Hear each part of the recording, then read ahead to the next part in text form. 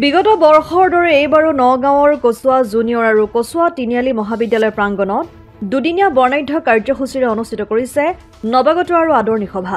দুদিনীয়া বিভিন্ন কাৰ্যসূচীৰে অনুষ্ঠিত কৰা নৱাগত আদৰণি সভাৰ প্ৰথম দিনাই পুৱাই পতাকা উত্তোলন কৰে কচুৱা জুনিয়ৰ কলেজৰ অধ্যক্ষ আবুল হাছান আৰু অধ্যক্ষ ফজলুল কাদিৰে। ইয়াৰ পিছতে বৃক্ষৰোপণ আৰু বাৰেৰহণীয়া সাংস্কৃতিক শোভাযাত্ৰা ওলোৱা হয়। পুৰণি চিনাকি পৰ্বৰ পিছতে কচুৱা তিনিআলি মহাবিদ্যালয়ৰ অধ্যক্ষ ফজলুল কাদিৰৰ সভাপতিত্বত অনুষ্ঠিত মুকলি সভাত উচ্চতৰ মাধ্যমিক আৰু স্নাতক প্ৰৱেশিকা পৰীক্ষাত উত্তীৰ্ণ কৃতি ছাত্ৰ-ছাত্ৰীসকলক ফুলাম গামোচা, মানপত্ৰ, কিতাপ ইত্যাদিৰে সম্বৰ্ধনা জনায়। নৱাগত আদৰণি সভাখনত দুয়োখন মহাবিদ্যালয়ৰ প্ৰবক্তা মুক্তাৰ হুছেইনে আঁত ধৰা অনুষ্ঠানত উপস্থিত থাকে ছেমছং ইংটি মহাবিদ্যালয়ৰ অধ্যক্ষ বিশ্বজিৎ ৰয়, সমাজ সেৱক জহুৰ আলী, ছয়দুৰ ৰহমান, অৱসৰপ্ৰাপ্ত অধ্যক্ষ আমিৰ হামজা ভূঞা, নুপুৰ বৰ্ধনৰ লগতে সমাজৰ বহু গণ্যমান্য ব্যক্তি আৰু কচুৱা জুনিয়ৰ আৰু ছিনিয়ৰ মহাবিদ্যালয়ৰ ছাত্ৰ-ছাত্ৰী, অধ্যাপক, অধ্যাপিকাসকল। সভাত ছাত্ৰ-ছাত্ৰীসকলৰ উদ্দেশ্যে আমন্ত্ৰিত অতিথিসকলে বহুমূল্যৱান বক্তব্য প্ৰদান কৰে। নমস্কাৰ। আমাৰ কচুৱা জুনিয়ৰ কলেজ আৰু কচুৱা তিনিআলি মহাবিদ্যালয় প্ৰতি বছৰতে আমি নৱাগত আদৰণি সভা পাতি আহিছোঁ আৰু অতি জাকজমকতাৰে পাতি আহিছোঁ আৰু আগতে পাতিব লাগিছিল নৱাগত আদৰণি সভা বুলিলে আচলতে এমাহ ডেৰ মাহৰ ভিতৰতে এডমিশ্যনৰ পিছত আমি পাতিব লাগে, কিন্তু এইবাৰ বতৰৰ কাৰণে গৰমৰ কাৰণে আমি কি কৰিছোঁ অলপমান পিছুৱাই দিছোঁ, অলপ দেৰি হৈ গ'ল আমাৰ। কিন্তু আমি প্ৰতি বছৰ বৰ আটকধুনীয়াকৈ পাতিবলৈ চেষ্টা কৰোঁ। আমাৰ ল'ৰা ছোৱালী যথেষ্ট উৎসাহী এই ক্ষেত্ৰত। আমি প্ৰতি বছৰেই দুদিনীয়া কাৰ্যসূচী লওঁ। আজিও আমাৰ কাৰ্যসূচী আৰম্ভ হৈছে প্ৰথম দিনাখন। আজি ৰাতিপুৱা কাৰ্যসূচী আছিল আমাৰ বৃক্ষৰোপণকে আদি কৰি আমাৰ পতাকা উত্তোলন, তাৰপিছত আমাৰ সাংস্কৃতিক শোভাযাত্ৰা হৈছে। বিভিন্ন জনগোষ্ঠীৰ বিভিন্ন ধৰণৰ সাজপাৰ লৈ পেলাই আমাৰ ল'ৰা ছোৱালীবোৰে অতি উৎসাহেৰে বহু দীঘলীয়া এটি শোভাযাত্ৰা সফলতাৰ সামৰণি মাৰি যেতিয়া আমাৰ কলেজত সোমাই আহিছে, তেতিয়া লগে লগে আমি মঞ্চ উন্মোচন কৰিছোঁ, বন্তি প্ৰজ্বলন কৰিছোঁ, তাৰপিছতে কিছু নৃত্য প্ৰদৰ্শন বিভিন্ন কাৰ্যসূচীত আমি পাৰ হৈ গৈছোঁ। তাৰ ভিতৰত আজিৰ দিনটোৰ মুখ্য আকৰ্ষণ আছিলে নৱাগত আদৰণি সভা আৰু সম্বৰ্ধনা অনুষ্ঠান। ইয়াত আমাৰ বিভিন্ন অঞ্চলৰ বিশিষ্ট ব্যক্তিসকলে উপস্থিত হৈছে। ইয়াত কামপুৰ কলেজৰ দেৱাশিষ শইকীয়া ছাৰ, পাৰুল ভূঞা বাইদেউ, তাৰপিছত ছেমছং ইংটি মহাবিদ্যালয়ৰ অধ্যক্ষ বিশ্বজিৎ ৰয় ছাৰ ইয়াতে উপস্থিত হৈছে।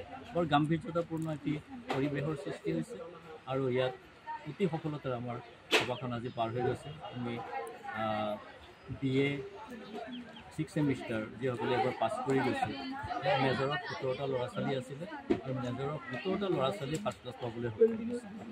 এইটো আছিল আমাৰ বিশেষ আকৰ্ষণ আৰু এইসকলক আমি আজি সম্বৰ্ধনা জ্ঞাপন কৰিছোঁ। লগতে এইবাৰ যোৱা যিটো ৰিজাল্ট হৈ গ'ল উচ্চতৰ মাধ্যমিক চূড়ান্ত পৰীক্ষা, ইয়াত আমাৰ 3জন ডিষ্টিংশ্যন সহ 12জন ষ্টাৰ আৰু মুঠ 75 মান আমাৰ ফাৰ্ষ্ট ডিভিজন পাইছিলে আৰু সকলোকে আমি আজি এই সুযোগতে সম্বৰ্ধনা দিবলৈ আগবাঢ়িছোঁ। এইটোৱে আছিল আজি আমাৰ এইটো কাৰ্যসূচীৰ বিশেষ আকৰ্ষণ। আৰু অহাকালি আমাৰ আছে নৃত্যানুষ্ঠান, তাৰপিছত আছে নাট্যানুষ্ঠান, তাৰপিছত আছে সংগীতানুষ্ঠান আৰু সংগীতানুষ্ঠানৰ বিশেষ আকৰ্ষণ হ'ব আমাৰ যিবোৰ ছাত্ৰ-ছাত্ৰীসকলৰ দ্বাৰা পৰিৱেশন কৰা বিভিন্ন সংগীতানুষ্ঠান। তাৰপিছত আছে আমি কিছু আমন্ত্ৰিত শিল্পী আছে আমাৰ, যেনেকৈ বৈঠালাংচুৰ পৰা আমি আমন্ত্ৰণ কৰি আনিছোঁ খুজিছোঁ বেদৰাজ শৰ্মা, তাৰপিছত চামগুৰিৰ পৰা আহিব মনিকা ভণ্ডাৰী, তাৰপিছত আমাৰ পশ্চিম কাৰ্বি আংলঙৰ পৰা আহিব গায়ত্ৰী বৰা। এইসকল আমাৰ যিটো সংগীতানুষ্ঠান অহাকালি হ'ব, এইটো মুখ্য আকৰ্ষণ হ'ব।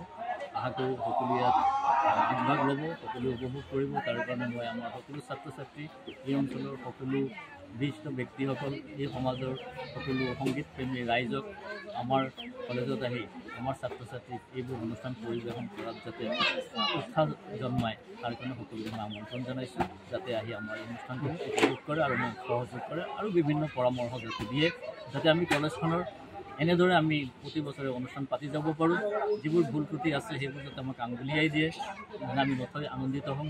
সমালোচনা নকৰি যাতে আমাক আঙুলিয়াই দিয়ে, যাতে অহাবাৰ আমি এইবোৰ ভুল আমাৰ নহয়।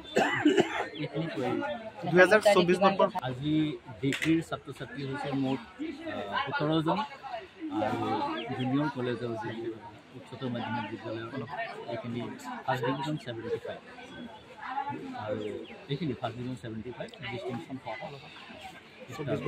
কচুৱাৰ পৰা গুলজাৰ হুছেইনৰ ৰিপৰ্ট অসম আদিত্য NKS হুণ্ডাইলৈ স্বাগতম নৰ্থ ইষ্টৰ প্ৰথম GDSI 2.0 ফিচাৰ্ছ ডিলাৰ হৈছে NKS হুণ্ডাই অত্যাধুনিক সা সুবিধাৰে তৈয়াৰী মোষ্ট আপডেটেড হুণ্ডাই ডিলাৰ এতিয়া ডিব্ৰুগড়ত আমাৰ NKS হুণ্ডাই ডিলাৰত open sales consultant room customer ৰুমৰ লগতে পুৰণি গাড়ীৰ এক্সচেঞ্জ ফেচিলিটিও ৰখা হৈছে ইয়াত সেলছৰ লগতে সাৰ্ভিস সেক্টৰৰ সুন্দৰ সুবিধা আছে প্ৰয়োজনীয় সকলো এডভান্স টুলছ হুইল বেলেন্সিং এলাইনমেন্টৰ অত্যাধুনিক machine post hydraulic lift fully ট্ৰেইনমেন্ট পাৱাৰৰ লগতে nitrogen gas filling facility fully automatic car ৱাছৰ ফেচিলিটিও আছে লগতে NKS হুণ্ডাই ডিলাৰে কাস্টমাৰ সকলৰ সুবিধাৰ্থে মোবাইল সাৰ্ভিস ভেনৰো ব্যৱস্থা ৰাখিছে য'ত হাইড্ৰলিক লিফ্ট ৱাছিং facility wheel balancing tyre pressure check কৰাৰ লগতে বহুখিনি সুবিধাই উপলব্ধ আছে NKS হুণ্ডাইলৈ আহক আৰু সুবিধাসমূহ গ্ৰহণ কৰক